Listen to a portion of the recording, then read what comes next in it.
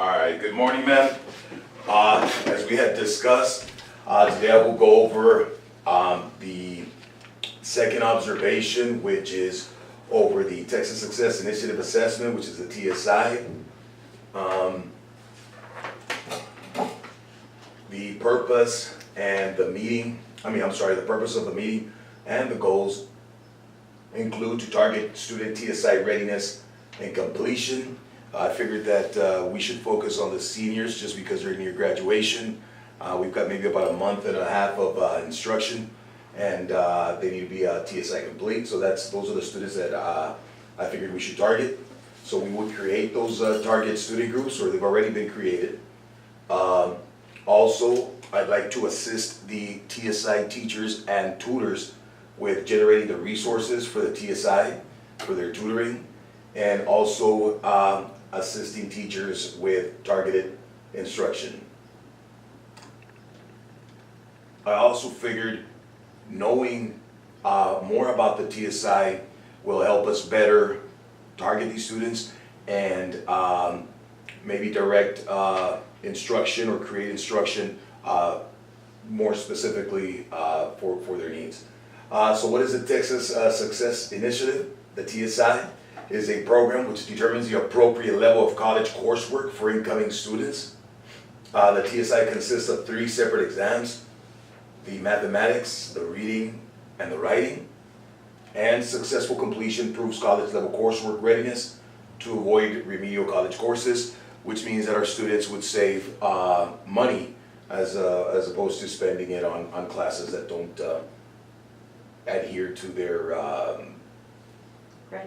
graduation plan, yes, or their degree plan as well, at STC or wherever they decide to go, UTRGV.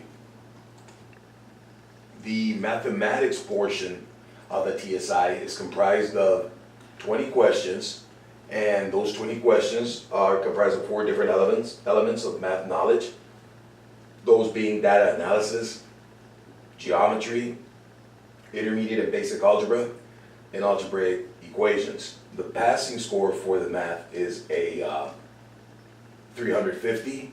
I pulled up some of the sample items. This is one of them.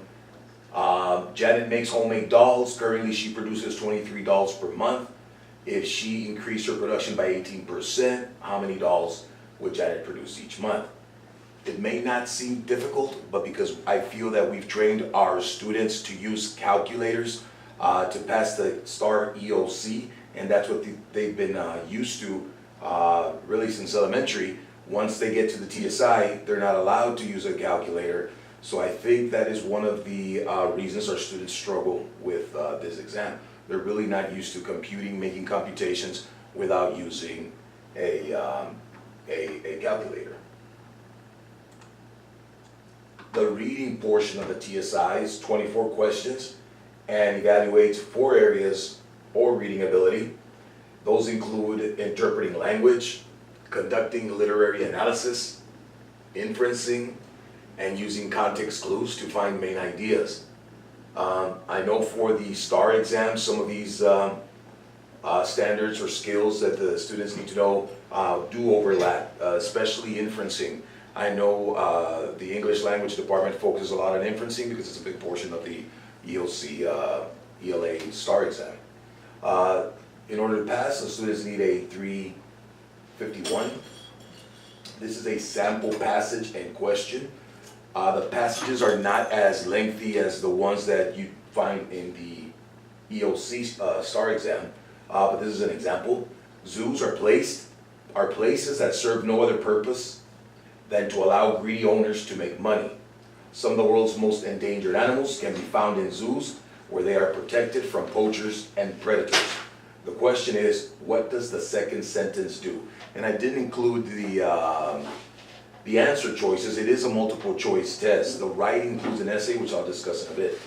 But if you look at the passage, the first 2 sentences, or the only 2 sentences actually that I projected, are contradictory. And I know our students will struggle with determining what the difference is between the first sentence and the second sentence.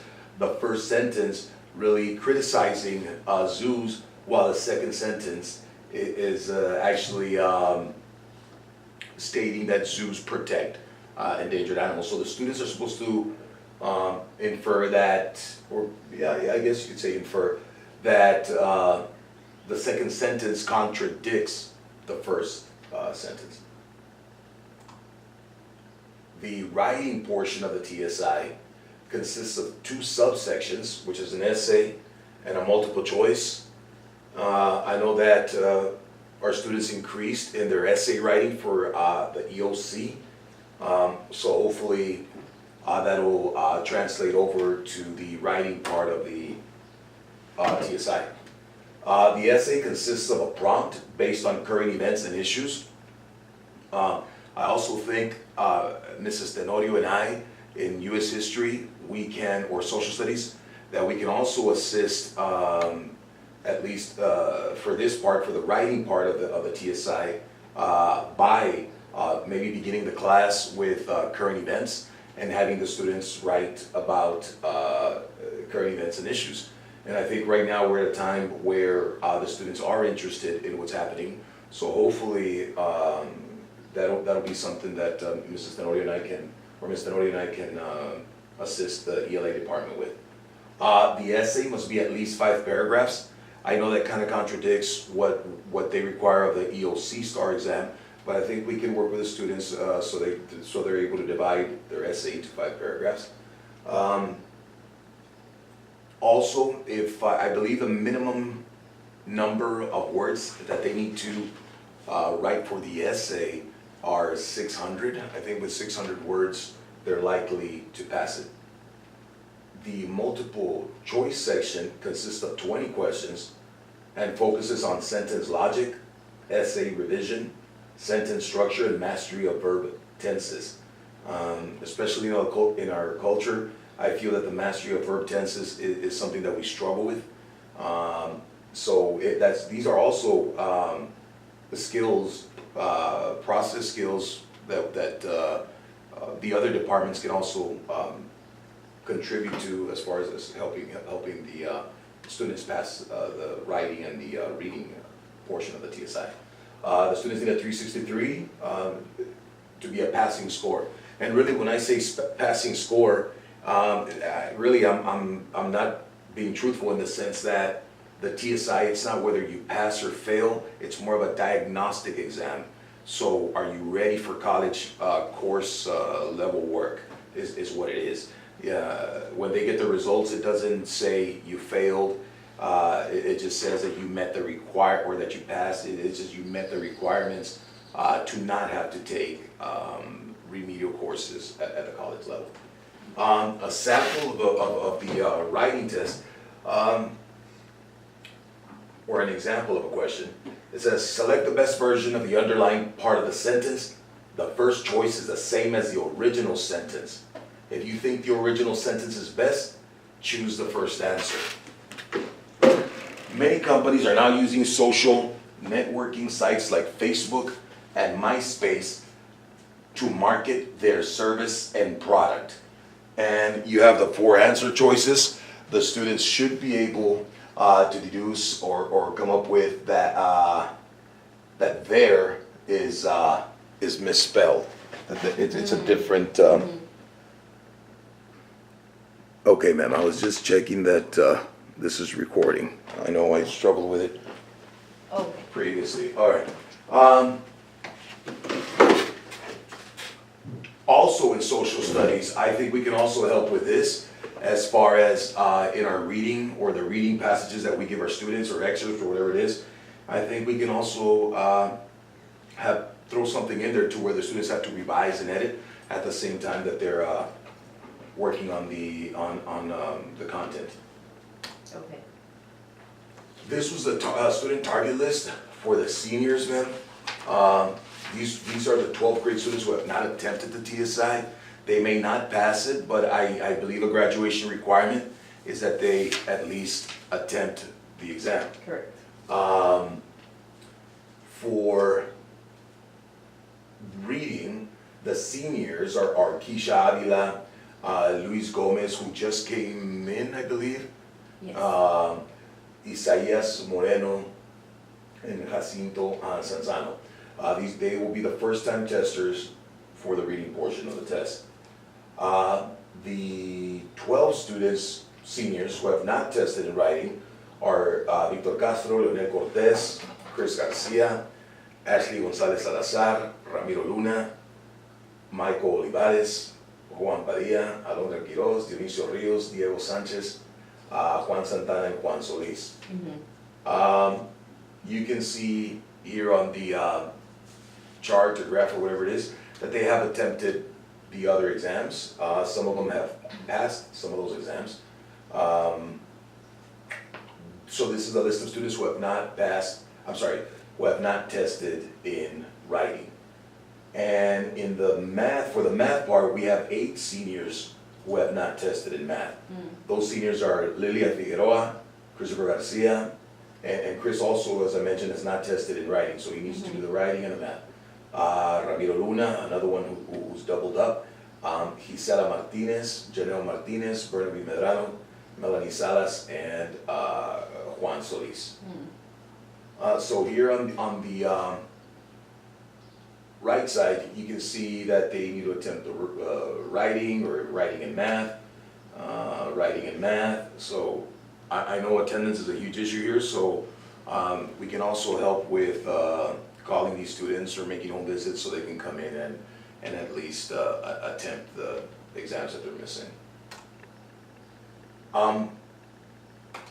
Some of the resources, I know throughout the year we've been struggling with some of the resources. I'm going to also speak with Mrs. Gutierrez to see if maybe we can generate some of the resources through the grant.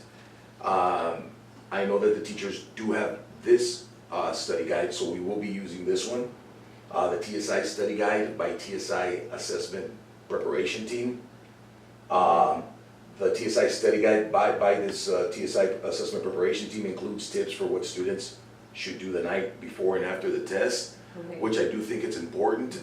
Even our textbooks, as far as study for the final exam, the Texas exam, for the principal exam, gives you these same type of tips, which is to rest the night before and have a breakfast or whatever it is. And unfortunately, I think because a lot of our students work, and so a lot of our students are late workers, get out 1, 2 in the morning. I would hope that maybe we can convince them to ask their bosses or managers or whatever it is to allow them to leave at an early time so they can get the rest that they need and be successful on the exam. A large part of this guide is dedicated to showing test takers what content to expect on the exam and to helping students better understand that content. The guide also includes a practice test and answer explanations so that students may understand why they missed certain questions. As you know, the students just knowing that they missed something is not enough. They need to know why they missed it. And it also helps us so we know the rationale for students choosing incorrect answers, and we can maybe do away with any misconceptions that the students have. So that's one resource that we've already been using that we will continue to use. Another one is the TSI Assessment Study Guide by Accepted Inc. And the reason I put who creates these resources is just to ensure that they get the credit for the resource. The TSI Assessment Study Guide by Accepted Inc. includes a detailed summary of the exam's format, content, and scoring, so it familiarizes the students with the exam before they take the exam. It also provides an in-depth overview of the content knowledge required to pass the test. And this study guide also includes access to online resources such as a practice test, flashcards, cheat sheets, which is actually a review, and a link to a YouTube video that offers tips, tricks, and strategies. And we will give that to the students so they can view these videos, or we can show it to them, or whatever it is. This is a resource that we have not been using. It's the Mometrics Test Preparation TSI Practice Test. Very user-friendly. The fact that it's online, I think, also prepares our students for that test because the TSI is online. The Momentrix test preparation TSI practice test is an online TSI practice test that consists of 15 mathematics practice questions, 15 reading practice questions, and 15 writing practice questions. The practice will give students and teachers and tutors a better idea of what areas students need to focus on. I wasn't going to show you this one, but I'll go ahead and see if I can access the website just so you can see what it is. Okay. So this is the webpage. The math exam, which I'm not going to know the answers to any of these, but I'm just showing you how simple it is for the students to access.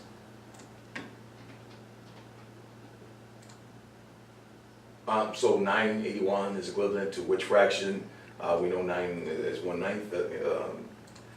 And at the end of the exam, again, they can use a calculator. They do have scratch paper that they can use, but we need to get them used to not having to use the calculator. And at the end of the exam, it'll tell you it'll tell the students how many they missed. Let me see if I can access the reading.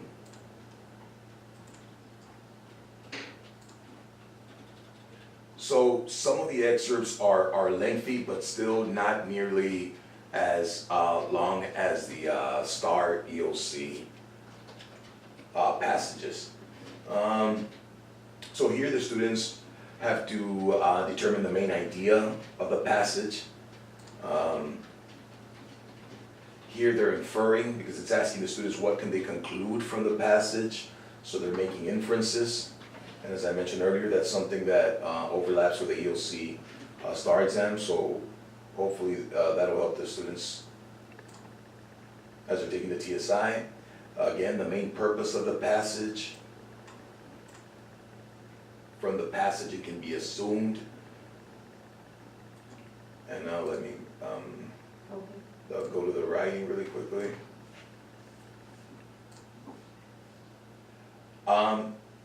The writing, again, is a little bit of revising and editing. Here the students have to select the best version of the underlying part of the sentence. Very similar to some of the STAR questions as well, where they have to either find a mistake or leave it as it is or whatever it is. Children who aren't nurtured during infancy are more likely to develop attachment disorders, which can cause persisting and severely problems later in life. Obviously, they should be severe, so we need to the different verb tenses or adjectives or whatever it is. I think we need to work on that with the students. And those are examples of the three. I mean, this is actually the practices that they would take. We can also order flashcards or the study guide for them, but because we already have the other study guides, they're going to be very similar. But I do think taking the online practice test will give the students a better idea of what to study, and it will give us, the teachers, an idea of what to focus on.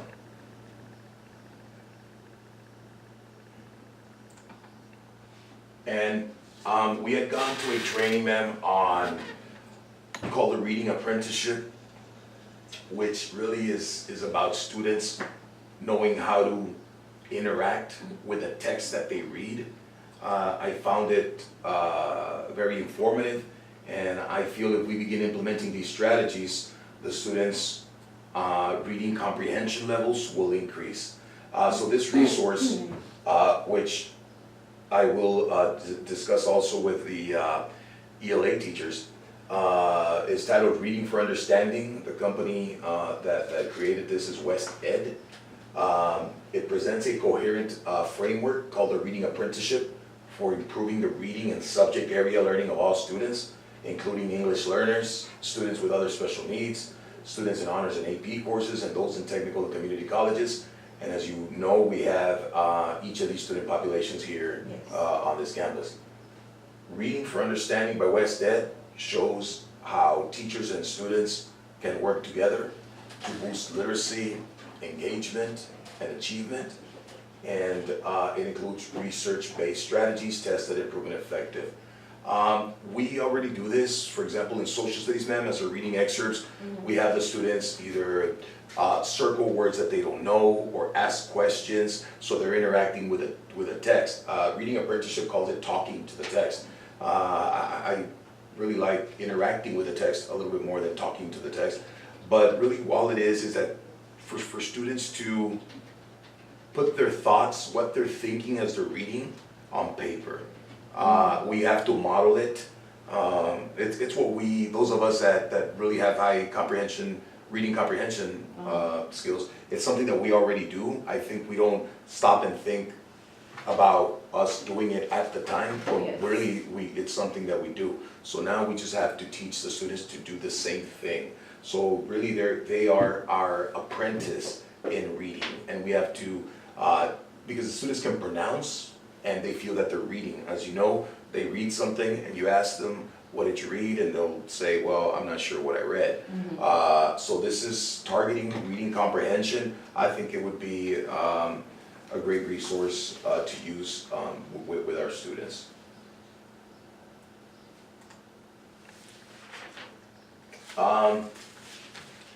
As far as targeted instruction, I feel that intentional grouping for the TSI is important. If this is not grouping students by ability, but by what their needs are. In other words, I don't want to group, 3 math students who are lacking in math with 3 students who have mastered math and are lacking in reading. So students will be grouped based on their needs, and activities will be planned for each group.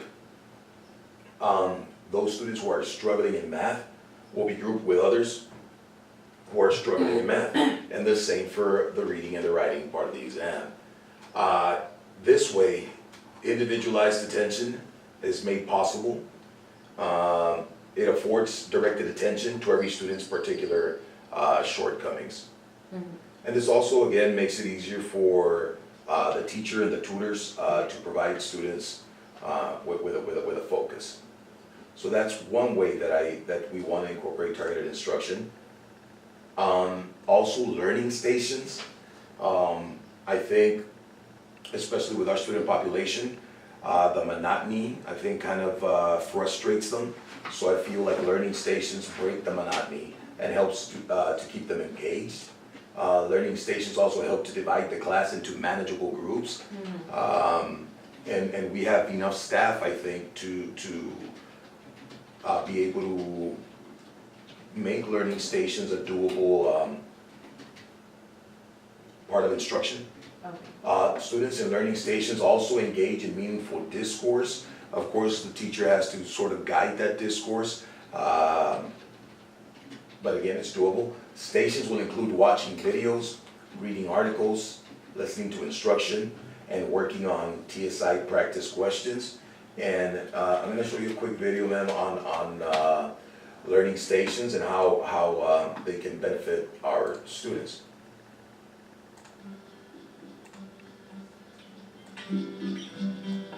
In this strategy, station teaching, the co-teachers divide their class into small groups to provide instruction at separate stations. Station teaching is a chance for 2 teachers to work together and provide some individualized attention to smaller groups of students while covering several different pieces of the curriculum. Sharon and Jan have divided their class into 4 small groups, and those groups rotate between specific stations, each station presenting different but often related content. Jan will teach Station 1, and Sharon will teach Station 3. At Stations 2 and 4, students will work independently, with both teachers monitoring their progress. When you can get them in these groups, you can employ a lot of different strategies. For one thing, it's more sort of 1 on 7, which makes it more manageable. But the other thing is we can strategize who we put in the groups. We can also group by ability. So I can take some extra time with a group who maybe has fewer skills, and I can let the more independent learners work on their own. So it allows us to split our group up into a variety of different configurations. After a designated amount of time at each station, the groups will rotate. And the nice thing about working with stations is we can really modify the curriculum to match what our students need, because it's much smaller pieces. It's not an hour of one topic, it's several small topics in shorter amounts of time. Station teaching reduces the student-teacher ratio, increasing student participation and effective monitoring of the students. I think you can also identify and feed into the curiosity of students better when you're in exploration stations, because you can actually see right in front of you somebody kind of, oh, this is grabbing my interest, and you can kind of run with that and make an educational moment out of it, and also a memorable moment and an engagement moment. Since this is a highly engaging instructional format, teachers may need to manage the noise level in the classroom. To be effectively implemented, the activities at each station should function independently of each other and should require roughly the same amount of time to be completed. It is recommended that this strategy be used frequently to enhance learning outcomes. Something that's really important to me as a teacher, I feel like the kids are being heard in the small groups a little bit more, that everybody gets a chance to speak. There's a lot of different models we can follow, but it's always together and it's always with each other in mind and our students first. I think one of the points she made, I think that stands out, is that in these learning stations, you're better able to assess the learning of these students. So I think using that for TSI tutoring, I think would be very effective. Yes.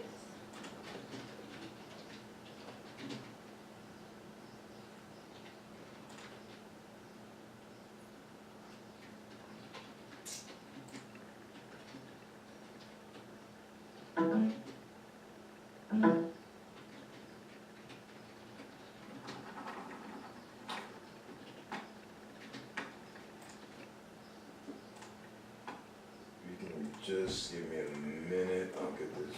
No problem.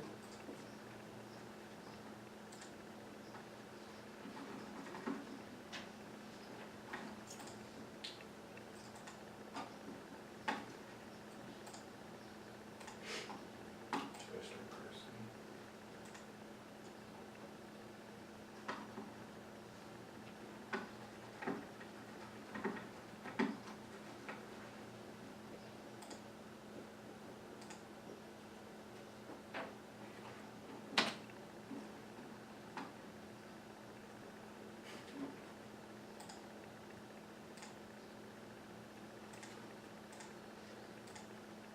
Good times, good times.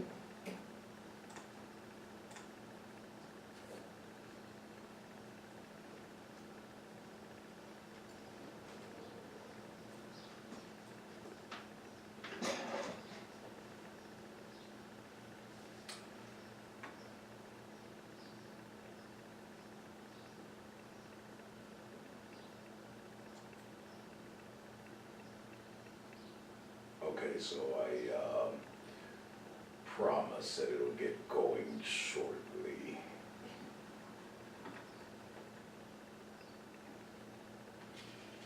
It must know that I'm trying to fulfill the time. Oh, don't do that.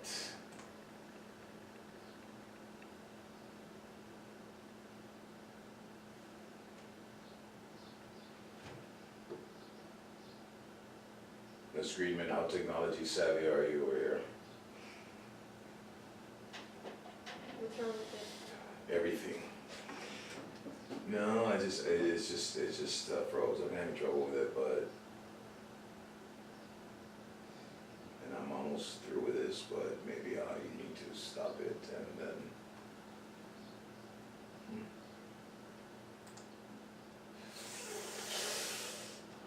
Close the program, okay.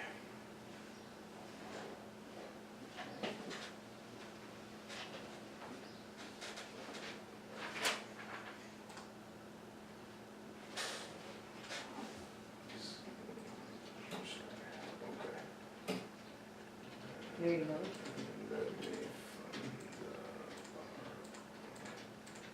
fund a million windows, if that's okay.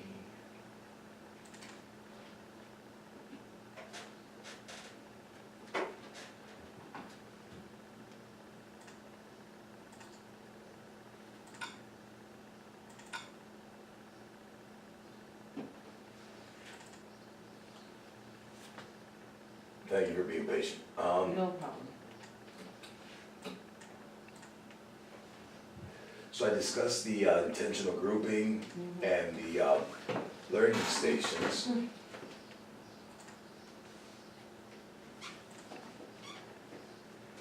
And the final thing that we would do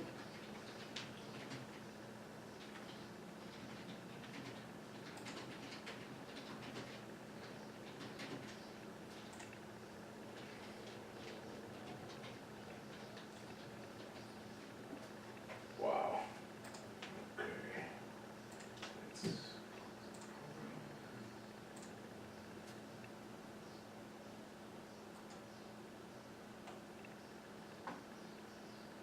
If you look at your agenda, ma'am, it's on the agenda. I'm not going to open the presentation again because it's just gonna keep pausing. But the last thing would be review games. We use it in history. I know the math department and the science department uses it. I feel that review games with students helps to motivate them. Again, it also breaks from the monotony. By using games in the classroom, I feel students can compete against each other while playing games and also support each other during other learning activities.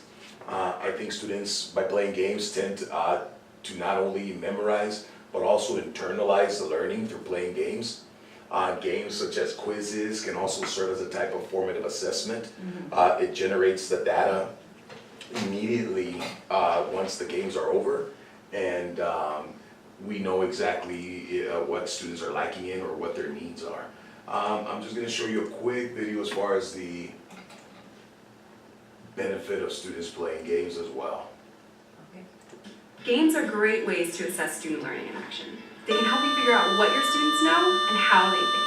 Any kind of game has the power to make student thinking and doing visible, not just digital games.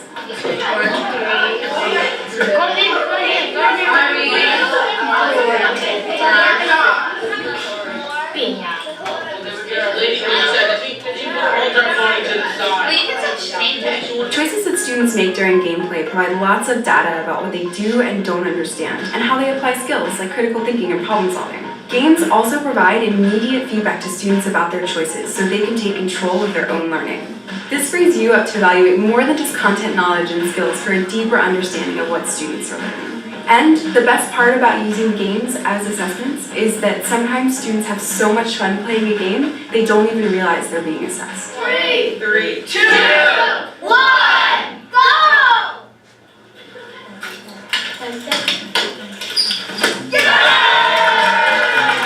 So, how do you assess student learning using a game? Step 1, produce a product. Students can create something during gameplay to show what they are learning. For example,